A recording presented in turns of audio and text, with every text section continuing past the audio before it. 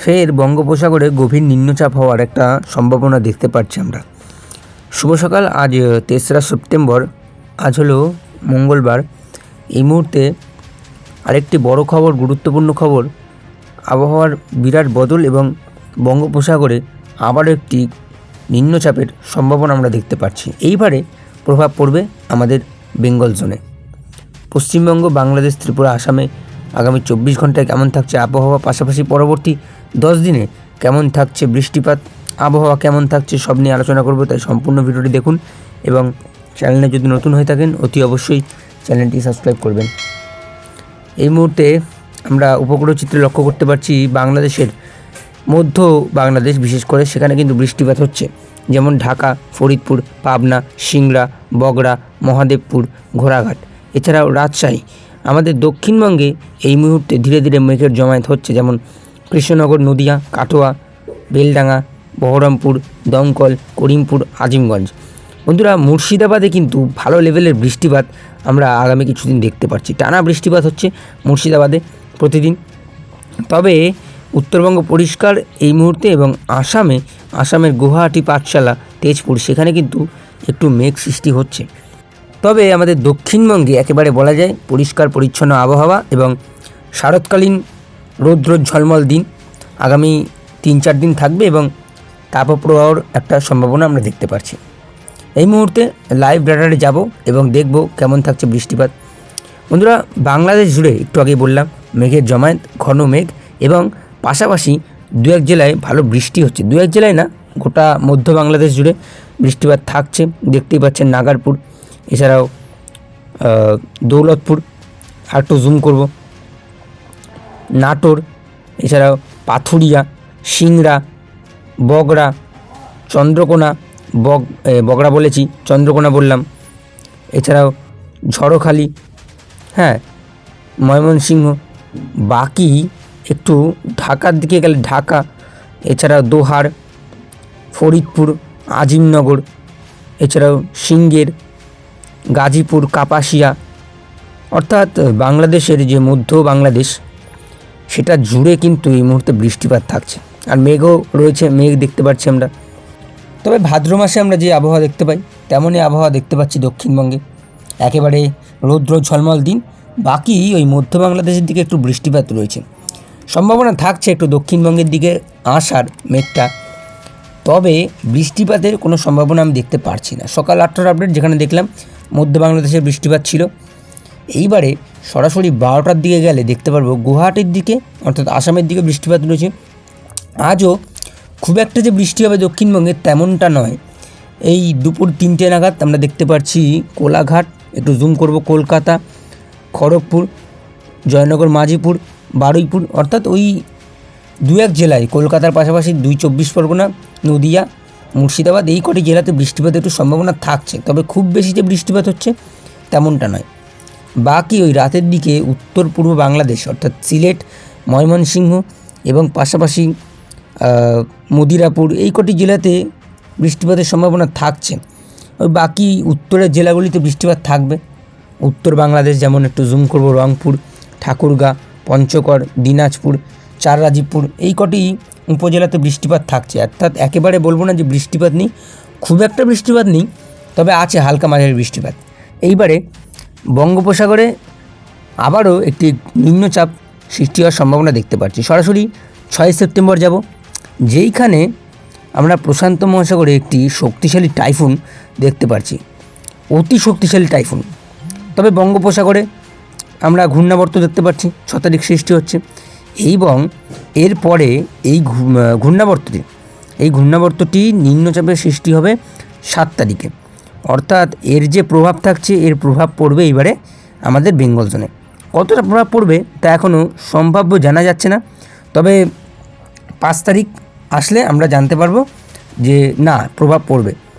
তবে বেঙ্গল জোনে কিছুটা প্রভাব থাকছে এই নিম্নচাপের। তাহলে প্রশ্ন যে এত বঙ্গোপসাগরে কেন নিম্নচাপ সৃষ্টি হচ্ছে, সবার মনে প্রশ্ন। আর এর কারণ হচ্ছে আমরাই, মানুষ যেভাবে আজকাল গাছপালা কাটছে, গাছপালা দমন করছে, তার কারণেই বঙ্গোপসাগরে এত নিম্নচাপ, এত ঘূর্ণাবর্ত। তবে প্রশ্ন, প্রশান্ত মহাসাগরে কেন ওই সুপার টাইফুন তার কারণ সেটি হচ্ছে গভীরতম মহাসমুদ্র বা মহাসাগর, যার ফলে সেখানে ঘূর্ণিঝড়ের জন্য যেই উপাদান দরকার সেটা বেশি থাকে। আর এই যে টাইফুনটা সৃষ্টি হচ্ছে, এটার গতিবেগ কিন্তু খুব একটা ভালো নয়, আর গতিবেগ থাকবে প্রায় 130 কিলোমিটারের কাছাকাছি ল্যান্ডফলের সময়, আর সর্বোচ্চ গতিবেগ থাকবে 170 থেকে 80। অর্থাৎ এটি ভিয়েতনামের কাছে এই ঘূর্ণিঝড় বা টাইফুনের ল্যান্ডফল হবে, তার কিন্তু অনেকটা প্রভাব ফেলবে। কিন্তু ওই যে বললাম, প্রশান্ত মহাসাগরে এল নিনো আর লা নিনা, তার কিন্তু অনেকটা প্রভাব পড়ে। তার জন্যেই আমি বলবো এই বঙ্গোপসাগরে এত নিম্নচাপ সৃষ্টি হচ্ছে। এক্ষেত্রে অনেক সায়েন্স আছে, বিজ্ঞান আছে, তা নিয়ে আলোচনা করব না, সরাসরি আসবো আজকে তাপমাত্রা কত থাকবে। আজকে আমরা তাপমাত্রা লক্ষ্য করতে পারছি অনেকটাই কম। তুলনামূলকভাবে কলকাতায় তাপমাত্রা থাকবে আজ 27 ডিগ্রি। তবে আপডেটটি সম্পূর্ণ সঠিক নয়। এখান থেকে আজ কলকাতায় সর্বোচ্চ তাপমাত্রা থাকবে 33 থেকে 34 ডিগ্রি। শুরু করব আপডেট নিয়ে। কলকাতা 27, চন্দননগর 31, বর্ধমান 31, শান্তিপুর 31, এছাড়াও দুর্গাপুর 30, কাটোয়া 30, সিউড়ি 31, নলহাটি 30, এছাড়াও আর একটু উপরে যাব উত্তরে মালদা 29, কিশোরীগঞ্জ কিরণদিঘি 30-31 ঘরে। এছাড়াও একটু জুম করব উত্তরবঙ্গের শিলিগুড়ি 30, ধূপগুড়ি 30, জলপাইগুড়ি 30, আলিপুরদুয়ার দিনহাটা 30, শীতলকুচি 30।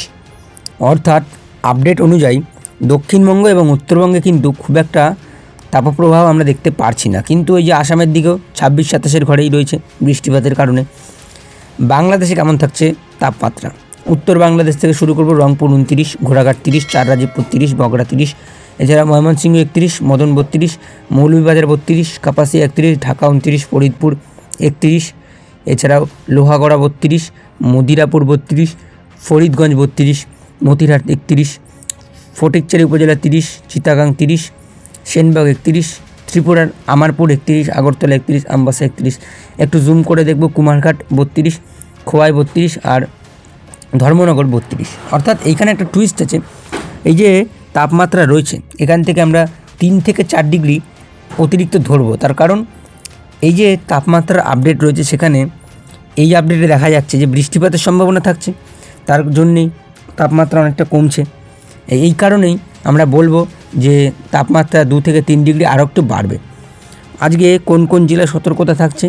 মূলত আমরা দেখতে পাচ্ছি দক্ষিণবঙ্গ পরিষ্কার, ত্রিপুরা, আসাম পরিষ্কার থাকা সত্ত্বেও ত্রিপুরার 2-1 জেলায় বৃষ্টিপাতের হলুদ সতর্কতা আমরা দেখতে পাচ্ছি। আমবাসা, আগরতলা, শিলচরি বাজার, এছাড়াও ধর্মনগর 2-1 জায়গায় হলুদ সতর্কতা থাকছে।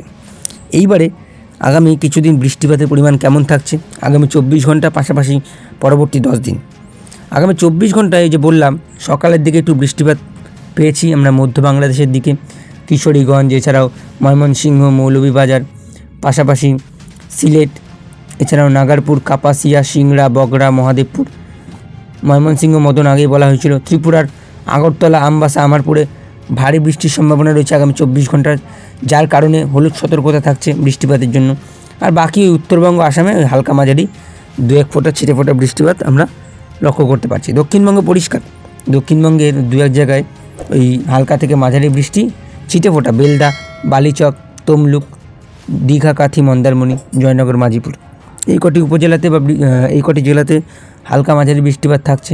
পরবর্তী 3 দিন যেখানে উত্তরে বৃষ্টিপাত বাড়ছে, তবে দক্ষিণবঙ্গে খুব একটা যে বৃষ্টিপাত দেখতে পাচ্ছি তেমনটা নয়। ওই কলকাতার পাশাপাশি বিশেষ করে উপকূলবর্তী এলাকায় হালকা মাঝারি বৃষ্টিপাতের প্রভাব পড়তে পারে। বাংলাদেশেও সেই একই ছবি, চিটাগাং, মহেশখালী হালকা থেকে মাঝারি বৃষ্টিপাত। শুধুমাত্র উত্তরের জেলাগুলিতে, উত্তরবঙ্গের শিলিগুড়ি, কোচবিহার, কালিম্পং, দার্জিলিং, এছাড়াও উত্তর বাংলাদেশ, উত্তর পূর্ব বাংলাদেশ, উত্তর ত্রিপুরা, ওই 2-1 জায়গায় হালকা মাঝারি বৃষ্টিপাত থাকছে। পরবর্তী 5 দিনে তেমন কোনো পার্থক্য লক্ষ্য করতে পারছি না, তাই সরাসরি 10 দিনে যাব।